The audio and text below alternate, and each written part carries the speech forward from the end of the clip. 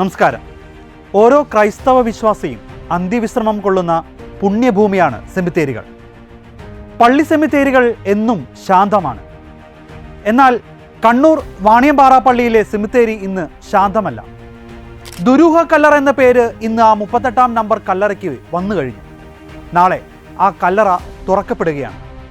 അന്വേഷണ ഉദ്യോഗസ്ഥർക്ക് മുന്നിൽ ആ കല്ലറയുടെ കൽപ്പലകൾ വഴിമാറുമ്പോൾ പായയിൽ പൊതിഞ്ഞു കെട്ടിയ ആ വസ്തു ഒരു മൃതദേഹമാണെങ്കിൽ കേരളം സാക്ഷ്യം വഹിക്കാൻ പോകുന്നത് സമാനതകളില്ലാത്ത ഒരു ക്രൈം ഡയറിയുടെ ചുരുളഴിക്കലിനാണ്. ഇനി അതൊരു മൃതദേഹം അല്ലെങ്കിലും ചുരുളഴിയേണ്ട ഒരുപാട് ചോദ്യങ്ങൾ കൂടി ബാക്കിയാകും. കാരണം അവസാനമായി ആ കല്ലറയിൽ അടക്കിയ മൃതദേഹം 2015-ലായിരുന്നു. അന്ന് ആ കല്ലറ അടയ്ക്കുമ്പോൾ അതിൽ മൃതദേഹം അടക്കിയ പെട്ടി മാത്രമേ ഉണ്ടായിരുന്നുള്ളൂ എന്ന് ബന്ധുക്കൾ വെളിപ്പെടുത്തിയിട്ടുണ്ട്. അപ്പോൾ കല്ലറ അടച്ചതിന് ശേഷം ആരോ തുറന്നു നിക്ഷേപിച്ച ഒരു വസ്തു, അത് എന്തിന്, ആര്, ഈ അന്വേഷണങ്ങളും നടക്കേണ്ടതുണ്ട്. ഒരു കല്ലറ എന്നാൽ അതിനുള്ളിൽ 2 മൃതദേഹങ്ങളുണ്ടെന്ന നിർണായക സൂചന. 2014-ൽ ദുരൂഹ സാഹചര്യത്തിൽ കാണാതായ സിജോ എന്ന യുവാവിൻ്റെ തിരോധാനത്തിന് ഇവിടെയാണോ ഉത്തരം ലഭിക്കുന്നത്? അതോ ആ ഇരുട്ടിൽ ഒളിപ്പിച്ചിരിക്കുന്നത് മറ്റാരുടെയെങ്കിലും മൃതശരീരമാണോ? നാളത്തെ ഫോറൻസിക് പരിശോധനകൾക്കും DNA ടെസ്റ്റുകൾക്കും ശേഷം മാത്രമേ ആ സത്യം പുറത്തു വരികയുള്ളൂ. പക്ഷേ ആരുടെയായാലും ആ മൃതദേഹം വിരൽ ചൂണ്ടുന്നത് അതിക്രൂരനായ ഒരു കൊലയാളിയിലേക്കാണ്. നിയമം നിയമത്തിൻ്റെ വഴിക്ക് പോകുമ്പോഴും ഇവിടെ ഒരു ക്രിസ്ത്യാനിയെ അസ്വസ്ഥമാക്കുന്ന ഒരു വിഷയമുണ്ട്. ഒരു ക്രൈസ്തവ വിശ്വാസിയെ സംബന്ധിച്ച് ഇത് ഏറ്റവും വേദനാജനകമായ ഒരു വിഷയമാണ്. മാമോദിസ തൊട്ട് അന്തികുദാശ വരെ നീളുന്ന ഒരു ആത്മീയ യാത്രയുടെ അവസാന വിശ്രമ കേന്ദ്രമാണ് ഓരോ കല്ലറയും.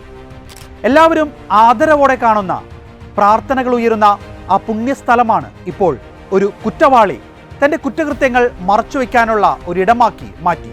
എന്നാൽ അങ്ങനെ ഒരു ക്രിമിനൽ തൻ്റെ കുറ്റകൃത്യം ഒളിപ്പിക്കാൻ പള്ളി സെമിത്തേരിയെ കണ്ടു എന്നത് നമ്മൾ ഇനിയുള്ള കാലങ്ങളിൽ അതീവ ജാഗ്രതയോടെ കാണേണ്ട വിഷയമാണ്. കേരളത്തിൽ സമീപകാലത്തായി വർദ്ധിച്ചു വരുന്ന കുറ്റകൃത്യങ്ങളുടെ ആസൂത്രിത സ്വഭാവത്തിലേക്ക് വിരൽ ചൂണ്ടുന്നതാണ് ഇത്തരം സംഭവങ്ങൾ. കുറ്റകൃത്യങ്ങൾ ചെയ്യാനും അത് ആരും കാണാതെ മറവ് ചെയ്യാനും ആളുകൾ കണ്ടെത്തുന്ന വഴികൾ അതിഭയങ്കരമാണ്.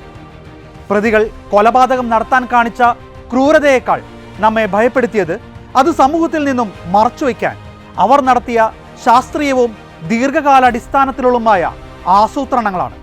ഇവിടെ ഈ 38-ാം നമ്പർ കല്ലറ അത് തുറക്കാൻ നാളുകൾ എടുക്കുമെന്നും കണ്ടുകൊണ്ടായിരിക്കാം ഇത്തരം ഒരു നീക്കം അവർ നടത്തിയത്. എന്നാൽ അടുത്തിടെ ഈ സെമിത്തേരിയിൽ നടന്ന കല്ലറകളുടെ പുനഃക്രമീകരണവുമായി സംബന്ധിച്ച് നമ്പർ മാറിയതാണ് ഈ കല്ലറ വീണ്ടും തുറക്കാൻ ഇടവരുത്തിയത്. ഒരുപക്ഷെ അതാണ് ഇന്ന് ഈ വാർത്ത കേരളത്തിൻ്റെ മുമ്പിലേക്ക് എത്തിയതിന് പിന്നിൽ. ദൃശ്യം 2 എന്ന സിനിമ നമ്മളാരും മറന്നിട്ടുണ്ടാകില്ല. സെമിത്തേരിയിൽ നിന്ന് വളരെ ലാഘവത്തോടെ മൃതദേഹം മാറ്റുന്ന ആ രംഗം സിനിമയിൽ ഉണ്ടായിരുന്നതാണ്. ആരും സംശയിക്കില്ലെന്ന വിശ്വാസം.